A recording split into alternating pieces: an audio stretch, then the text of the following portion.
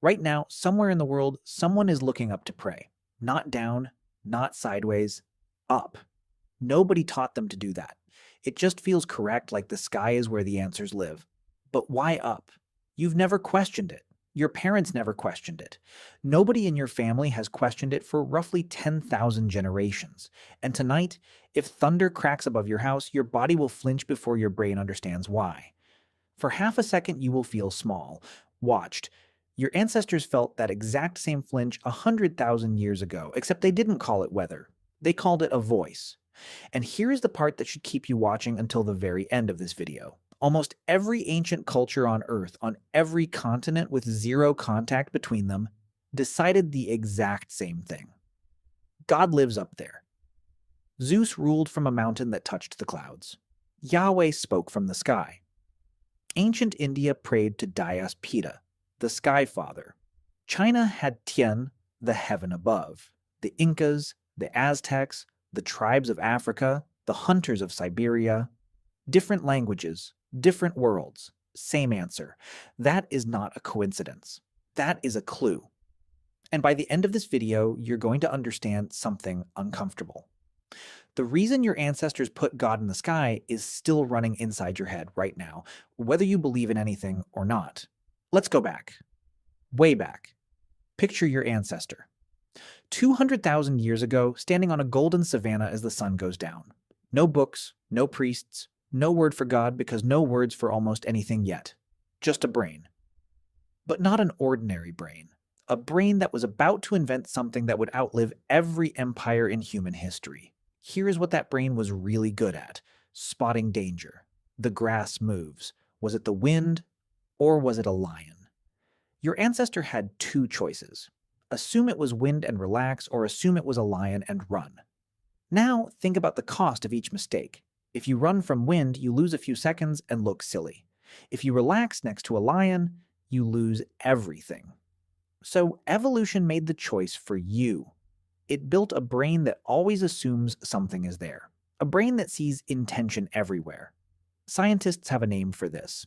The anthropologist Stuart Guthrie called it seeing faces in the clouds, and the psychologist Justin Barrett later described the mechanism behind it as a hyperactive agency detection device. Hyperactive agency detection. Sounds complicated. It isn't. It simply means your brain is a smoke alarm for living things. It would rather scream 100 false alarms than stay silent once when it matters. That smoke alarm kept your ancestors alive. But it came with a side effect nobody saw coming. Because the smoke alarm doesn't switch off when the lion leaves. It keeps running. On everything. The river floods and destroys the camp. Who did that? The rains stop and the plants die. Who is angry? Lightning splits a tree in half with a sound louder than anything a human can make. Who threw that? Your ancestor's brain was built to find a someone behind every something. And most of the time on the ground, that instinct was right. Footprints meant a hunter. A broken branch meant an animal. Down here, effects had agents. So when the biggest, loudest, most terrifying effects came crashing out of the sky, the brain did the only thing it knew how to do. It asked, who is up there? Hold that question. Because the answer is stranger than you think, and it has a twist coming that involves your own behavior this week. Now add the second ingredient. Dreams. The Victorian anthropologist Edward Burnett Tyler spent years studying cultures around the world and noticed something universal. Every night, ancient humans closed their eyes and traveled. They spoke with the dead. They flew over mountains. They saw people who were miles away. Then they woke up on the same fur they fell asleep on. Tyler argued this is where the idea of a spirit was born, a part of you that can leave your body. He called this belief animism, the sense that a living essence exists inside people, animals, rivers, even storms. And if your dead grandmother can visit you in a dream, then she still exists somewhere. But where? Not in the camp. Not behind the hill because people walked behind the hill and she wasn't there. She had to be somewhere no living person could ever go and check. Look up. What do you see? The one place on Earth that no human hand had ever touched. Birds could go there. Smoke from the campfire went there. The sun. The moon, the stars, the rain, the lightning, all of it lived there, and none of it could be reached, hunted, or argued with. The sky was the only territory in your ancestors' entire world that was permanently out of reach. That made it perfect. The dead went up with the smoke. The powerful someone who threw the lightning lived above the clouds. The sky became the address of everything humans could feel but never grab. And here is where it stops being a story and starts being evidence. Follow the words themselves. Linguists reconstructed the language spoken by people on the Eurasian steppe roughly 5,000 years ago, and inside it they found a name. Dayus Fater. It means Sky Father. That single name migrated with those people, and it evolved. In India, it became Dyaus Pita. In Greece, it became Zeus Pater. In Rome, Jupiter. You have heard the fossil of a Stone Age prayer every time someone says the name of a planet. The Sky Father didn't spread because it was preached. It spread because everywhere it went, human brains were already shaped to accept it. You might be thinking, fine, ancient people were scared of thunder and missed their dead. Cute story. But that doesn't explain why the sky god took over the world. Plenty of ancient spirits lived in trees and rivers too. Why did the one in the sky win? This is the twist, and it is darker and smarter than you expect. Think about what changed when humans stopped living in tiny bands of 30 people and started building villages, then towns, then cities.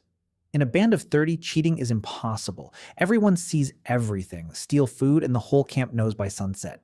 But in a town of 1,000 strangers, you can lie. You can steal. You can disappear into the crowd. Human societies were suddenly full of people no one was watching, and societies full of unwatched people fall apart. The psychologist Ara Norenzayan studied this problem and found something remarkable. As societies grew bigger, their gods grew taller. Small groups had small local spirits who cared about rituals, not morals. Big civilizations almost everywhere developed massive moralizing gods with one specific feature. They watch you, from above, all the time. Norenzayan's research, along with famous experiments where people cheated less when a simple picture of eyes was placed on the wall, points to the same conclusion. A god in the sky is a god with the best view. Nothing hides from up there. And people who believed someone was always watching from above were more honest with strangers, more cooperative, more able to build the huge societies you now live in. The sky god wasn't just an answer to thunder. It was a security camera installed 100 generations before cameras existed. Believe the eye in the sky is real, and you behave, and your society outgrows and outlasts the ones that don't. And before you dismiss this as ancient history, notice something. Your city still works this way. Traffic cameras hang above the road, not beside it. Watchtowers, guard posts, drones, satellites. When humans want obedience, they still put the eyes up high. Your ancestors simply got there first without the hardware.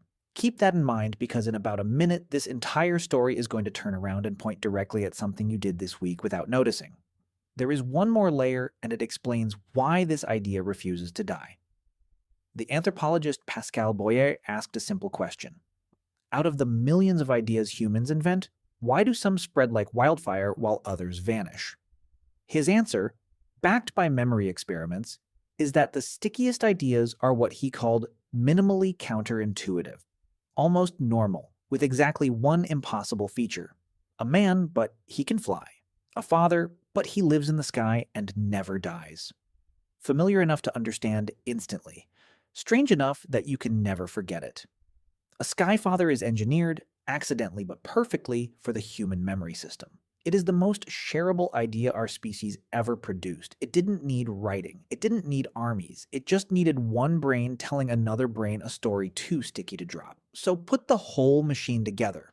A brain that hears intention in thunder, dreams that prove the dead go somewhere, a sky that no one can reach, making it the perfect home for the unreachable, a growing society that desperately needs everyone to feel watched, and a story format the human mind physically cannot forget. Stack those on top of each other, and the sky god isn't surprising anymore. It is inevitable. Run the human experiment on any continent, any century, and the people end up looking up.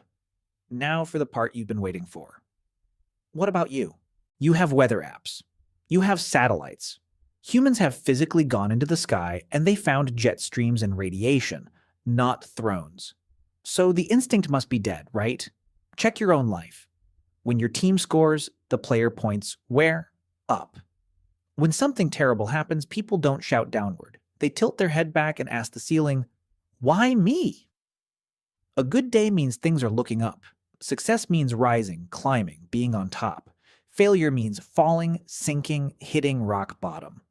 Skyscrapers exist partly because every civilization that could build upward did, from ziggurats to pyramids to cathedral spires, each one a ladder pointed at the same address. Even in a hospital waiting room, even people who believe in nothing at all catch themselves staring upward when the phone won't ring. That reflex is not religion. It is older than religion. It is the 200,000-year-old smoke alarm, still installed, still running, still whispering that the answers are above you. Ancient humans didn't put God in the sky because they were foolish. They put God in the sky because they were paying attention with the only equipment they had to a world full of power they couldn't explain and eyes they couldn't see. The sky was their biggest question mark, so it became their biggest answer. And that is why, right now, somewhere in the world, someone is looking up to pray. Not down, not sideways, up. Nobody taught them to do that. 200,000 years did.